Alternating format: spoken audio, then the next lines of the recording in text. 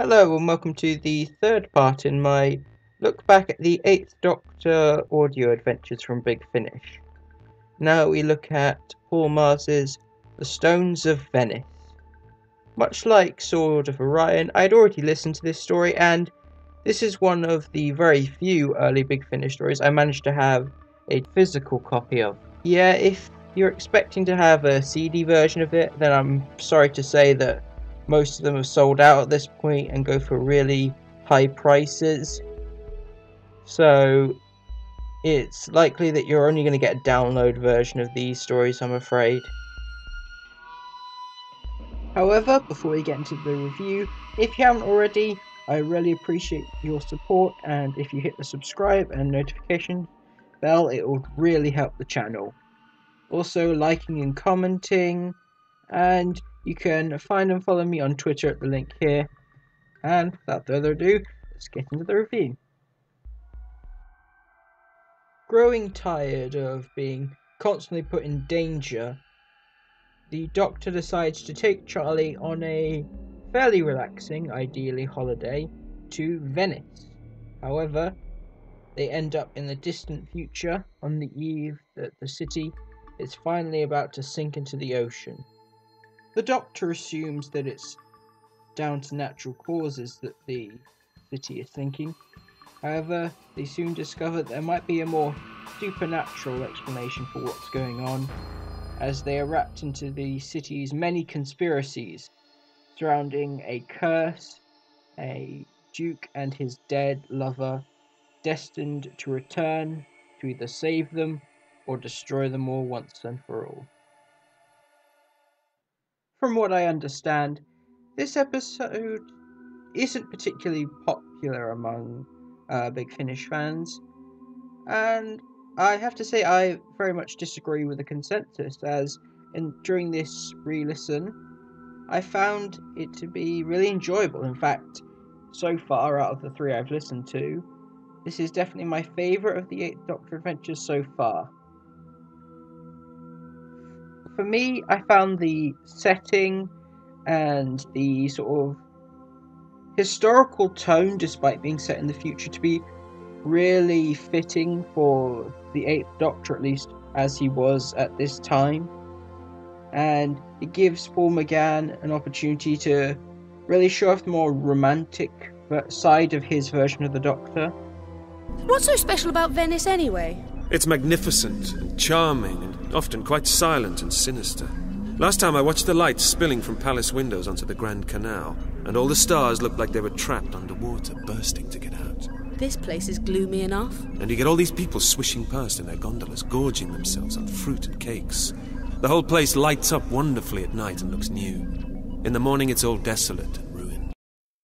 Compared with the previous two stories, the guest characters are far more interesting, and there's definitely a lot more in terms of world building that goes into this story, and we have all the different factions and parts of Venice, the different groups all trying to have their own individual plots and schemes to try and prevent or bring about the destruction of Venice. You have the cult, which has fallen in love with this dead duke's wife, and how they will do anything they can to very much resurrect her, and they see her as the saviour of Venice. Whereas you have the group, the second-class sort of citizens, these sort of gondoliers, who have slowly developed into more amphibious-like people who are adjusting to the prospect of living underwater and hope that the city will eventually sink, and will do what they can to prevent the city being saved by any means necessary. You're honoured, Charlie. We don't usually allow anyone other than family members into this place. It's a bit shabby, isn't it? It's where we rest. And where we... Everyone thinks the gondoliers are beaten into submission. That we're merely servants, a dull but sentient form of free public transport. But here, we gather and plot. I'm glad to hear it. But everyone looks half dead. We're in a time of decadence and lethargy. What do you expect? We've been ground under the heel of a duke who's ruled for 100 years. A malign, self-indulgent duke. Well, Pietro, that's my interest and sense of social justice peaked. It's an interesting concept which sort of Orion also tackled, the prospect of future prejudices. Speaking of the guest cast, we do have a few notable names, including Michael Sheard, who appeared in many classic Who stories, including Castrovalva, Pyramids of Mars, Remembrance of the Daleks, playing the Duke, who acts as the focal character of the main story. He is the one responsible for Venice sinking, apparently, and has been cursed with long life by his absent wife following her disappearance. Tomorrow morning, I can't stop myself from hoping that tomorrow morning I'll see her again. That she'll come walking back into the palace. Is it too late to say I know what a fool I was? It is really, sir. I gambled on the one thing I had no right to. I can still see the look in her eyes at the second I made my stake. Neither she nor I could believe I'd bargained on the only thing I could never replace. She looked so hurt, and then that look hardened. I had betrayed her in the only way she could never forgive. Of course she had to curse me.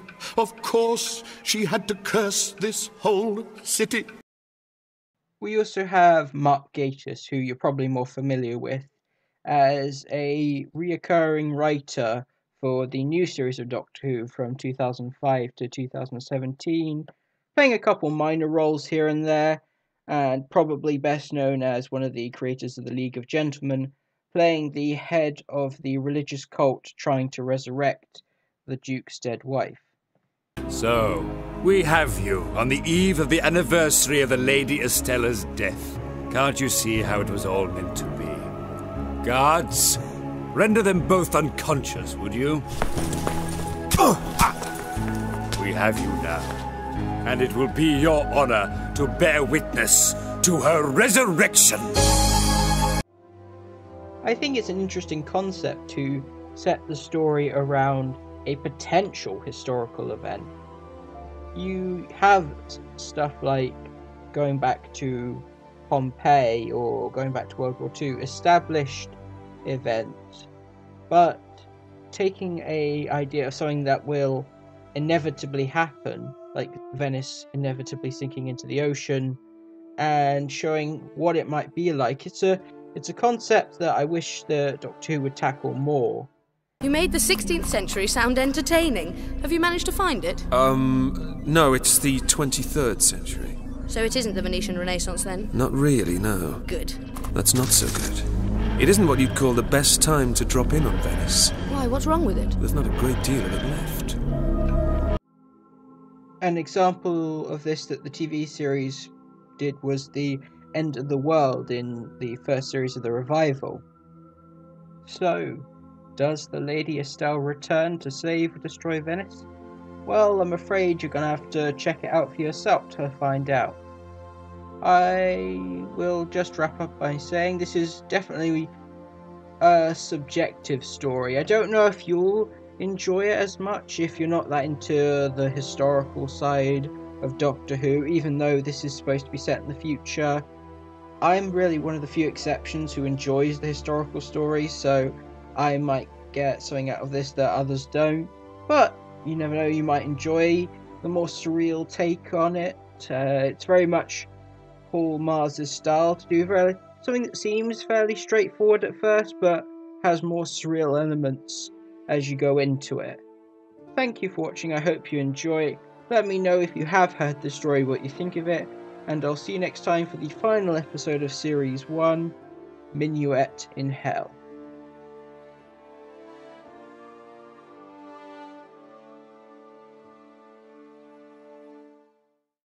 I tried to tell them, I tried. Look, the hands of the clock are meeting. That's it then. It's dawn. And the clock chimes out for the death of Venice.